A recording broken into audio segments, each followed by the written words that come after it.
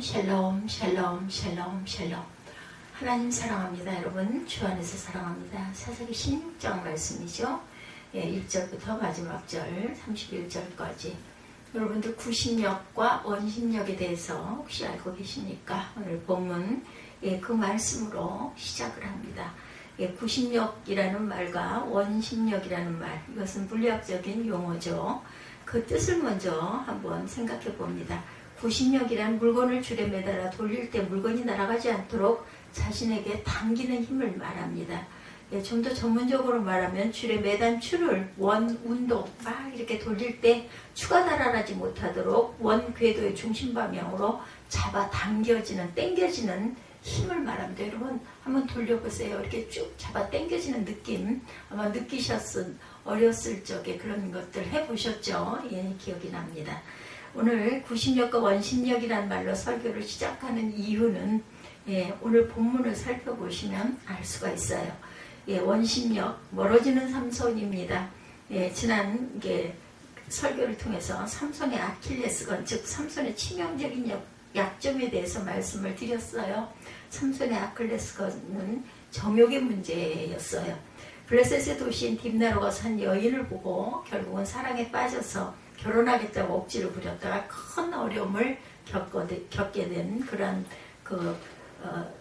시작으로 그가 이스라엘의 사사로 공식적으로 임명된 후에도 계속 여성 문제가 발목을 잡습니다. 15장이에요. 16장에도 그런 내용이 나오죠. 1절에 삼손이 가사에 가서 이렇게 기록이 돼 있어요. 거기서 한 기생을 보고 그에게로 들어갔다. 이렇게 1절이 이렇게 시작을 하죠. 블레셋 족속의 남단 도시, 지중해와 가까운 도시였어요. 무엇보다 이 가사는 삼손의 고향인 소라에서 57km 떨어져 있어서 상당히 먼 곳입니다. 삼손이 이렇게 먼 블레셋의 도시인 가사로 간 이유는 어떤 이들은 그가 이스라엘의 사사로 당시 이스라엘을 압제하고 있던 블레셋 사람들을 정탐하기 위해서나 아니면 게릴라전처럼 전투하기 위해 갔을 것이다 이렇게 말하는데, 정탐이나 혹은 단신으로 맞붙으려는 하나님의 지시가 없었고 설사 그것을 위해서라 해도 다른 주요 도시들을 두고 제일 남쪽 도시로 갈 필요는 없었습니다. 물론 크게 보면 블레셋을 응징하시는 하나님의 섭리 가운데 있었던 것은 분명하지만 오늘 본문은 그가 거기까지 간 이유를 다음과 같이 설명하죠. 삼손이 가사에 가서 거기서 한 기생을 보고 그에게로 들어갔더니 이렇게 시작을 합니다. 기생은 매춘부라는 뜻을 갖고 있죠. 무슨 말인가 하면 삼손이 가사로 간 이유는 자신의 욕정을 해결하기 위해서였다 이렇게 볼 수가 있어요. 그리고 그렇게 멀리까지 간 이유는 그가 엔합골의 사건 이후 이스라엘의 공식적인 사사로 세워졌기 때문에 가까이에서는 자신의 욕정을 해결할 수가 없어서 그렇게 먼, 오늘날로 보면은 해외여행을 간 거예요. 멀리 간다고 멀리 가면 마음대로 행동할 수가 있겠는가. 네덜란드, 오스트리아, 독일, 벨기에 이런 곳들, 영국 먼 곳이에요. 그죠? 우리나라에서는 이렇게 여행을 갈 수가 있겠죠. 갈 수만 있다면. 첫 번째 패키지 여행 때 있었던 어떤 그 일화입니다. 자유롭고 편하고자 해서 이런 곳으로 여행을 가신 분의 이야기예요. 그 기대가 공항에서 깨어졌어요. 공항에 갈 때 저쪽에서 누군가가 목사님 하고 큰 소리로 부르며 반갑게 인사를 하더랍니다. 돌아가신 그런 선생님의 그런 집사님. 그래서 그분의 패키지 팀의 일원이 되고 아버지 어머니 장례식 때 뵀던 그런 인연이 있었던 분을 만나게 됐다는 거죠. 이 목사님. 이 부분을 제가 이렇게 읽으면서 한편으로는 부럽고 한편으로는 나는 다행이다 하는 생각을 했어요. 서로 알아보는 사람은 없거든요. 그래서 그분 때문에 공항에서부터 시작해서 헤어질 때까지 여행팀의 공식적인 목사가 돼버리고 마셨대요. 그래서 결국은 모르게 편안하게 여행을 하려고 했던 계획이 깨지셨겠죠. 그래서 그 여행이 끝나기까지 걸음걸이나 말까지도 조심을 해야 됐다고. 그래서 이렇게 유명하신 분들은 결국은 어디를 가나 알아보시는 분들 때문에 자유롭지가 못하고, 저같이 유명하지 못하고 무명한 사람은 그런 부분에 자유에서 누가 나를 좀 목사로 알아주지 않나 이럴 때가 있는 것이 오히려 다행스럽다 이런 생각도 듭니다. 모든 게 다 좋을 수는 없어요. 그렇죠? 삼손 역시 마찬가지. 삼손이 블레셋의 도시인 가사로 내려가자 삼손을 원수처럼 여기는 블레셋 사람 측에서 금방 알아차리더라는 거죠. 그래서 군인들이 삼손이 들어간 기생의 집을 에워쌌고 혹시 그가 빠져나갈까봐 성문에서 지키면서 날이 밝기를 기다렸어요.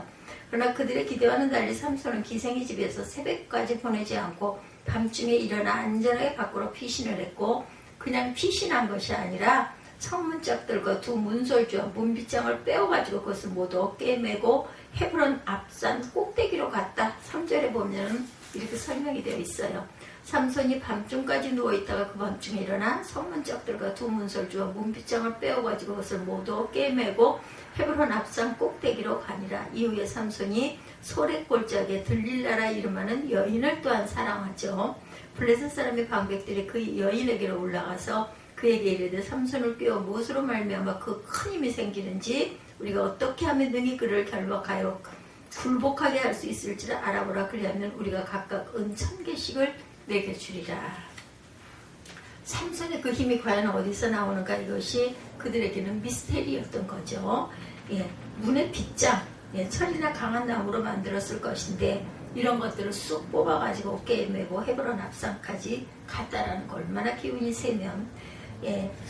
헤브론 앞산은 가사에서 60km 떨어진 유다 지파의 성읍인 헤브론으로 추정이 돼요. 삼손이 그 무거운 것들을 짊어지고 60km를 걸어갔다는 거예요. 그렇게 한 이유는 당시 성문은 그 민족의 국력을 상징했기 때문이에요. 그것을 빼가지고 간 거죠. 그것을 뽑아버림으로 그들을 멸할 것과 나아가 블레셋이 장차 이스라엘의 복수를 보여주고 이스라엘의 그 복속될 것을 보여주고 싶었기.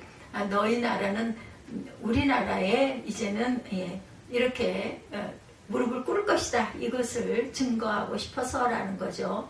오늘 본문의 첫 번째 내용이 이러합니다. 그런데 이러한 본문에 나타나는 것이 과연 삼손은 자신의 정욕을 이기지 못해 거기까지 가서 기생집에 들어갔다. 그런 블레셋이 볼 때 도관에 든 생쥐 꼴이 됐어요. 이스라엘의 왕과도 같은 지도자인 사사로서 그렇게 부끄러운 일을 저질렀으니 부끄러움을 당하고 실패를 해야 정신을 차릴 것처럼 보이죠. 하나님은 당신이 택하여 세우신 종에 그렇게 형편없이 추락하도록 내버려 두시지는 않으세요. 그의 실패의 시간을 승리의 시간으로 만들어주시고 실패의 자리를 승리의 자리로 만드시고 나아가서 이스라엘 사람 중에 힘과 용기를 불어넣어주는 지도자로 아낌없이 박수까지 받게 만들어주세요. 그가 가사의 성문짝 등을 가지고 올라오자 사건의 진실을 알 길이 없는 이스라엘 사람들은 역시 우리의 지도자답다라며 박수를 쳐주지 않았겠는가. 주께서 삼손과 함께 하셔서 사사로에서의 체면을 차리게 하신 것이죠. 근데 그렇게 위험한 위기를 은혜로 벗어났으면 정신을 차려야 할 삼손이어야. 얼마의 시간이 지났는지 모르지만 삼손은 다시 똑같은 모습을 반복합니다. 삼손은 소랫골짜기에 들릴라라는 블레셋 여인에게 마음이 쏠렸어요. 이번엔 고향에서 그리 멀지 않은 곳이죠. 소랫골짜기는 예루살렘 서쪽 24km 지점에서 시작해서 지중해로 흐르는 좁은 골짜기입니다. 삼손은 그 골짜기 어딘가에 살고 있던 들릴라라는 여인에게 들어갔는데 아주 오래전에 만들어진 삼손과 들릴라는 영화가 아주 유명했죠. 들릴라 역시 기생, 화류계 여인입니다. 왜냐하면 삼손이 그녀와 결혼하기를 원한다든지 하는 언급이 전혀 없고 그녀가 돈 때문에 삼손을 배신했다는 것을 보면 알 수가 있죠. 이후 들릴라라는 이름은 유혹의 대명사가 됩니다. 아무튼 삼손은 들릴라에게 육신과 영혼까지 빼앗겨서 그녀의 집을 계속 찾아갑니다. 이 일 역시 블레셋 당국자에게 보고가 돼요. 블레셋 사람들의 방백이 그 여인에게 올라가 그에게 삼손을 깨어서 우리 무엇으로 말미암아 그런 큰 힘이 생기는지 그리고 우리가 어떻게 하면 능히 그를 결박하여서 굴복하게 할 수 있는지를 알아봐라. 그리하면 우리가 은을 청겨주리라 말합니다. 5절이죠. 블레셋 지도자들은 삼손이 들릴라에게 빠져있는 것을 알고 그녀에게 보상금을 약속하며 삼손의 괴력의 비밀이 무엇인지를 밝혀달라고 부축합니다. 블레셋의 방백들은 블레셋의 주요 5도시인 가사, 아스돗, 아스글론, 가드, 에글론을 가리키며 그들이 각각 은 1,100을 준비했으니 합치면 5,500이에요. 일반적으로 은 한 세겔은 노동자의 4일간의 품삯에 해당이 되는데 은 1,100은 그녀가 10년 동안 쓰지 않고 모으기만 해도 모으기 힘든 그러한 엄청난 액수였습니다. 그것을 5배니 얼마나 거액이겠어요. 그래서 들릴라는 이 제안에 동의하고 삼손을 꼬이기 시작합니다. 삼손은 들릴라가 자신의 힘의 비밀을 알려달라고 조를 때 그것을 장난으로 여기죠. 들릴라도 다른 사람들처럼 자신의 힘에 대한 호기심으로 그럴 것이다 이렇게 생각을 하는 거예요. 그래서 처음에는 새 활줄 7가닥으로 나를 결박하면 약해져서 다른 사람들과 같아진다. 7절에 이렇게 말하죠. 여기서 활줄이란 현악기의 줄이나 그 활의 줄을 만드는 재료를 뜻해요.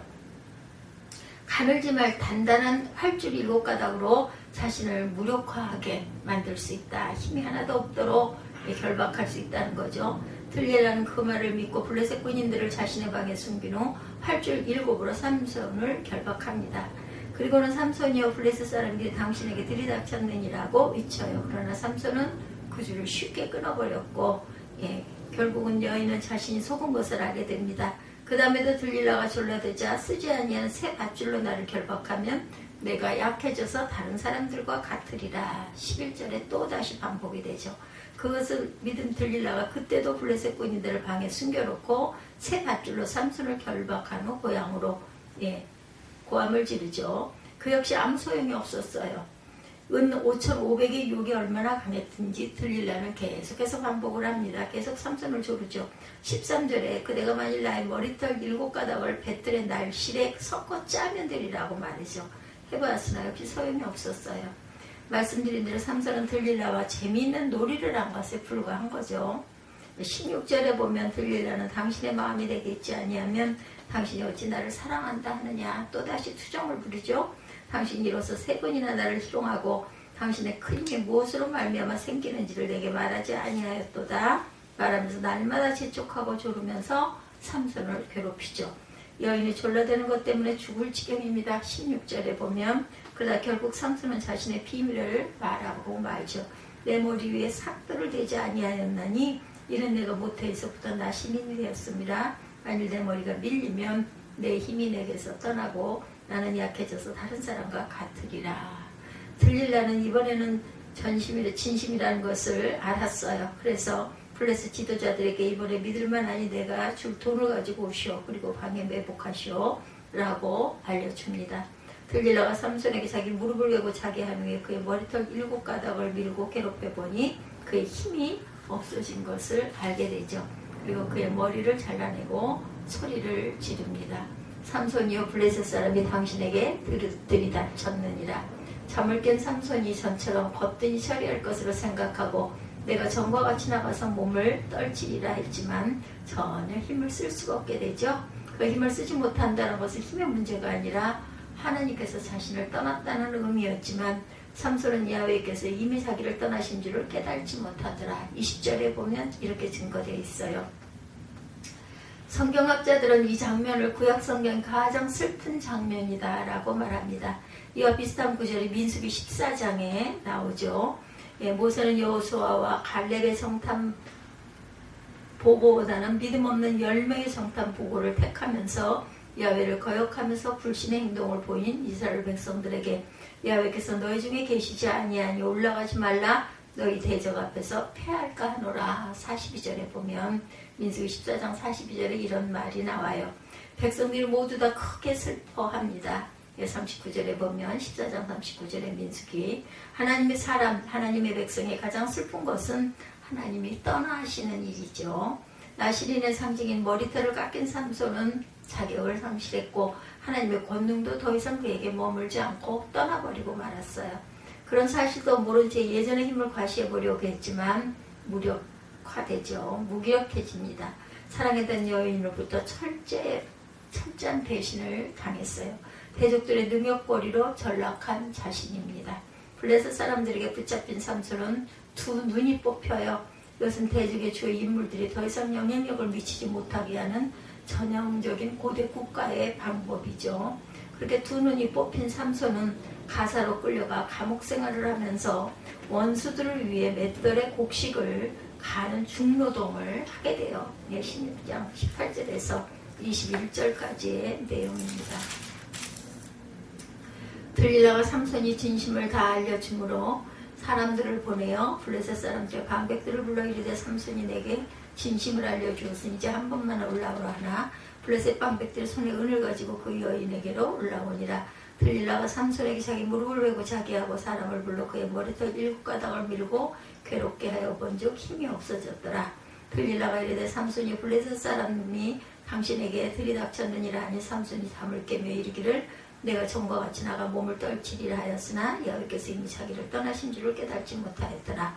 블레셋 사람들이 그를 붙잡아 그의 눈을 빼고 끌고 가사에서 내려가 노줄로 메고 그에게 우겨서 맷돌을 돌리게 하였더라. 그의 머리털이 밀림에 다시 자라기 시작하니라. 결국은 이런 내용으로 안타깝죠. 결국은 죽게 되는 삼손이죠. 삼손이 죽는 내용이 13절부터 마지막 절까지 계속해서 이어집니다. 삼손이 큰 맷돌을 돌렸다는 것은 이스라엘의 지도자인 그가 블레셋에서 노예가 되었다는 조롱이고 모욕입니다.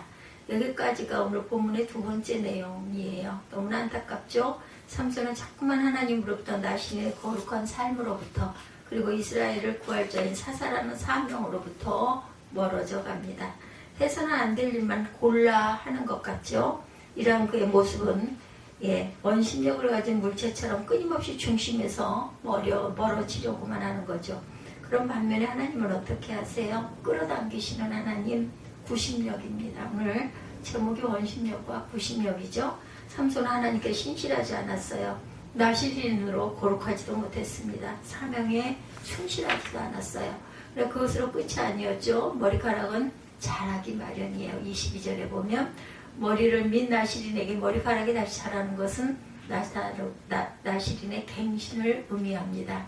즉 머리털이 자라는 것처럼 그가 회개하는 것, 그의 속에 하나님을 경외하며 다시 일어난다는 것, 사명에 대한 각성이 다시 일어났다는 뜻입니다.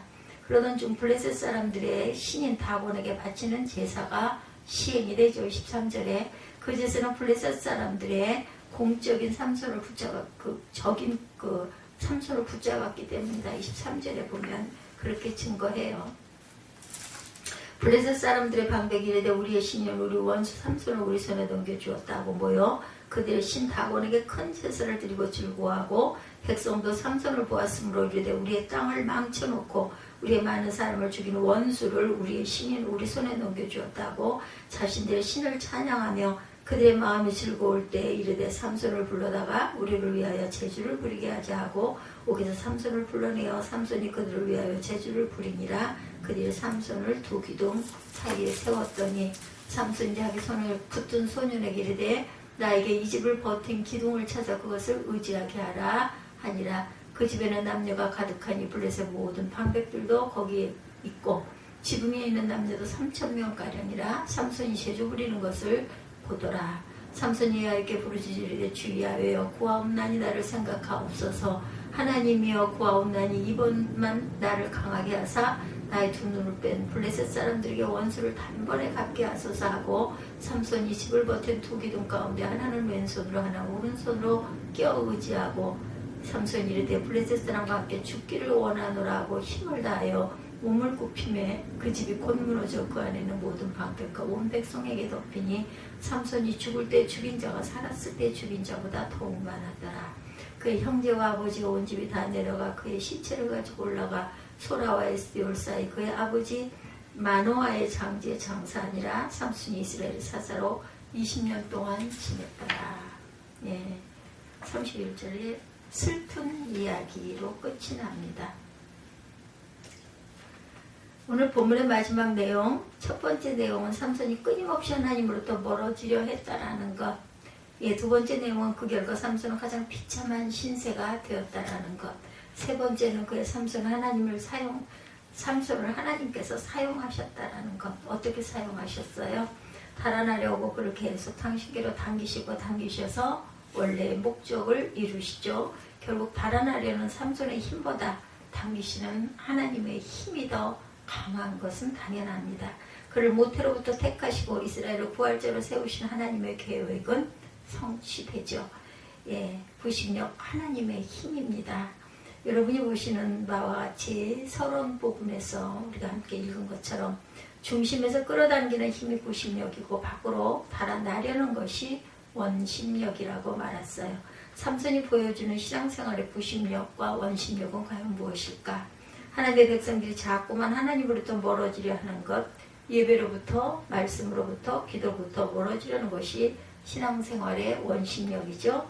그런 자기 백성들을 자기에게로 끌어당기는 하나님의 힘은 구심력입니다. 이것을 삼손이 보여주었어요. 그러면서 삼손은 한 가지 중요한 것을 말씀하고 있죠. 그 삶을 통해, 그의 모습을 통해 신앙생활을 있어서 원심력보다 구심력이 강하다라는 것, 하나님이 우리를 끝까지 붙들고 계신다라는 거예요. 예, 이것이 우리에게 얼마나 큰 위로가 되고 은혜가 되고 소망이 되는지 모릅니다. 하나님은 멀어지는 우리를 포기하지 않으시고 끝까지 붙잡으신다라는 말씀 때문에 나를 지배하는 세상의 힘이나 육신의 힘보다 하나님의 힘이 훨씬 더 강하다라는 것이죠. 결국 하나님의 뜻이 이루어지게 하시고 당신의 영광을 나타나게 하신다라는 말씀입니다. 네, 하나님으로부터 멀어지고 구별된 성도의 삶으로부터 멀어지고 사명으로부터 멀어지려는 삼손을 결국은 당신의 의도대로 쓰신 것처럼 저와 여러분을 우리의 자녀들을 반드시 그렇게 하실 것으로 믿으시기 바랍니다. 하나님은 이 세상보다 우리의 육신보다 마귀보다 훨씬 더 강하신 분이세요. 그리고 여러분이 하나님을 사랑하는 것보다 여러분을 향한 하나님의 사랑이 더 크고 강하다라는 것. 그러므로 하나님이 이기실 것입니다. 그러니 하나님을 신뢰하고 하나님을 온전히 믿고 찬양하시는 저와 여러분들의 삶이 되어서 승리로, 기쁨으로, 환희로, 은혜로 주변을 밝히시는 주님의 믿음의 등불들이 다 되시기를 주님의 이름으로 축복합니다. 기도하시겠습니다.